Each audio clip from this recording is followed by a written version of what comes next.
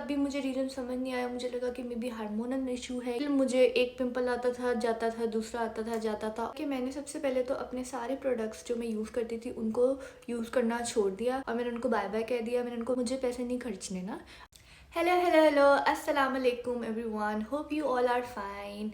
Welcome back to my channel. तो आज की वीडियो है कि अगर हमारी स्किन का बैरियर डिस्टर्ब हो गया है तो उसको हम फिक्स कैसे करेंगे। कोई साइंटिफिकली बातें नहीं करूँगी, डायरेक्ट ऑप्शन पे आऊँगी या सोल्यूशन पे आऊँगी या रीजंस दूँगी कि बेसिकली ये होता कैसे है। अगर आपकी स्किन कोई भी प्रोडक्ट लगा लो इरिटेटेड फील करती है, आपको पिंपल्स आ रहे हैं बैक टू बैक, एक जाता है दूसरा आता है, दूसरा जाता है तीसरा आता है, और उसके अलावा आपकी स्किन पे रेडनेस बहुत ज़्यादा है, आपकी स्किन बहुत ड्राई फील करती है, कोई प्रोडक्ट सूट नहीं कर रहा, जितनी मर्जी स्किन केयर कर ले आपको ऐसा लगता है कि स्किन बैरियर ख़राब हुई जा रहा है, हुई जा रहा है, हुई जा रहा है। स्किन बैरियर कुछ इस तरह से दिखता है जब ख़राब होता है, छोटे छोटे छोटे छोटे छोटे दाने होना शुरू हो जाते हैं। समटाइम बहुत ज़्यादा पेनफुल पिंपल्स भी आना शुरू हो जाते हैं, कुछ लोगों को बहुत ज़्यादा एक्नी होना शुरू हो जाती है। तो उस वे में आप क्या कर सकते हैं, बैक स्टोरी अगर to what happen 2 months ago कि मैं बहुत ज़्यादा स्किन केयर कर रही थी। मैं ग्लाइकोलिक एसिड भी यूज़ कर रही थी, मैं रेटिनॉल भी यूज़ कर रही थी, मैं सैलिसिलिक एसिड भी यूज़ कर रही थी, एज़लिक भी कर रही थी। तो क्या हुआ कि इतने सारे एसिड यूज़ करने के बाद मेरी स्किन जो है वो ब्रेकआउट करना शुरू हो गई। और तब भी मुझे रीज़न समझ नहीं आया। मुझे लगा कि मे बी हार्मोनल इशू है या फिर मुझे कोई चीज़ सूट नहीं कर रही या फिर मेकअप की वजह से जो है मुझे इस तरह से एक्नी हो रही है।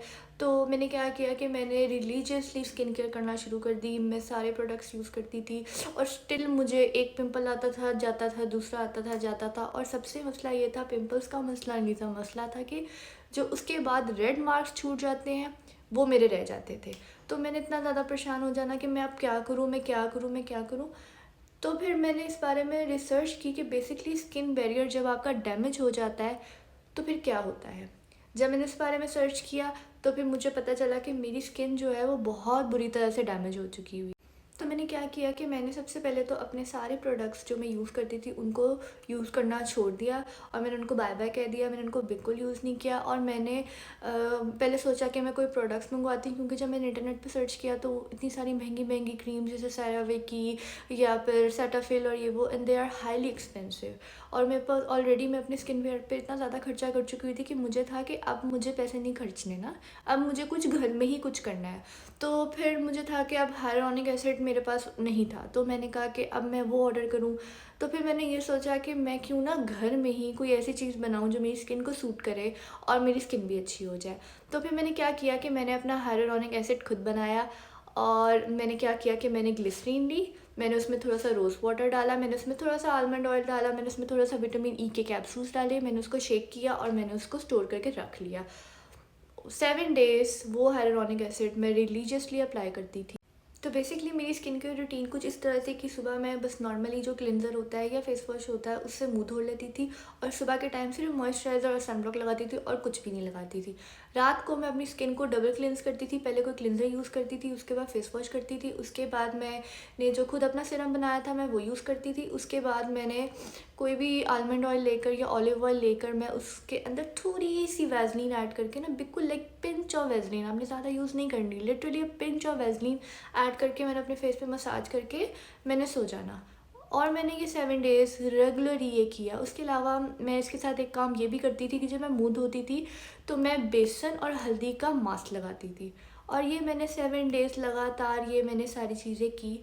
और मेरी 7 डेज़ बाद जो थी वो मेरी स्किन जो थी वो ठीक होना शुरू हो गई, मुझे एक्नी ख़त्म हो गई, मेरी स्किन जो ड्राई होती थी, इरिटेटेड होती थी प्रोडक्ट से, वो ख़त्म हो गई। तो मेरा जो स्किन बैरियर था वो मैंने इस तरह ठीक किया था मैंने। और अब मैं अपनी स्किन केयर में सारे एक्टिव्स यूज़ करती हूँ। मैं रेटिनॉल भी यूज़ करती हूँ, ग्लाइकोलिक भी करती हूँ, नाइसिनामाइड भी करती हूँ, और फिर आर्बिटन, एज़लिक एसिड बहुत सारे यूज़ करती हूँ कि मेरी स्किन अब मुझे समझ आई है कि बेसिकली उन एक्टिव्स को यूज़ कैसे करना है, एक रूटीन में आपने किस दिन क्या यूज़ करना है, वो सब चीज़ें मुझे अब समझ आ गई है। तो अब मैं उनको यूज़ करती हूँ। मैं आपके लिए बहुत जल्द डिटेल वीडियो बनाऊंगी कि रेटिनॉल बेसिकली होता क्या है, उसको यूज़ कैसे करने हैं, उसके मैक्सिमम बेनिफिट्स कैसे लेने हैं, सारे एसिड्स के ऊपर एक स्किन सीरीज़ बनाएंगे इंशाल्लाह। आप ऐसे ही मेरी वीडियो को लाइक करते रहे, सब्सक्राइब करते रहे, शेयर करते रहे, ताकि मैं आपके लिए और ज़्यादा ऑनेस्ट अफोर्डेबल वीडियोस ला सकूं। ओके जी, थैंक यू, अल्लाह हाफिज़, अपना ख्याल रखें, बाय बाय।